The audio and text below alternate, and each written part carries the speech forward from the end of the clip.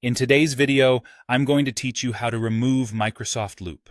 Whether you're tidying up your workspace or just looking to streamline your digital environment, I'll walk you through the steps to declutter your Microsoft Loop components efficiently. The process is straightforward, and I'll make sure you understand each step. First, open your preferred web browser and search for Microsoft Loop. You can do this with any browser you like.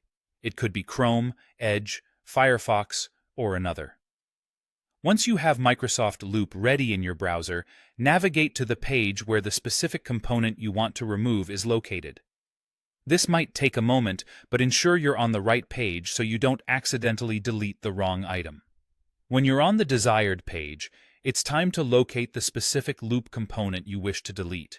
This could be a text block, a table, or any other component that you've been using. Take your time to identify the correct item on the page. Typically, next to each Loop component, you'll find a More Options menu, which is commonly represented by 3 dots. This icon is your gateway to managing your components, so find it near the component you wish to delete. Once you've clicked on the More Options menu, look for the option labeled Delete or Remove.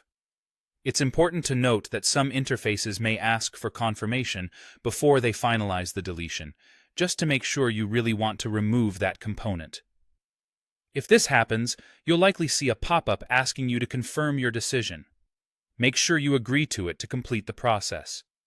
Now, if you are looking to remove an entire Loop page, the process is slightly different but still quite simple.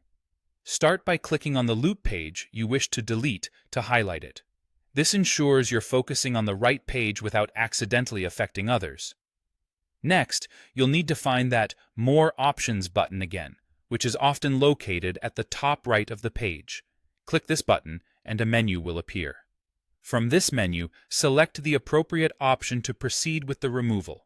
As with single components, confirm any deletion prompts if they appear. This final step will help in cleaning up your Loop pages as you deem necessary. And there you have it. A few simple steps, and you can efficiently remove unwanted components or pages from your Microsoft Loop setup.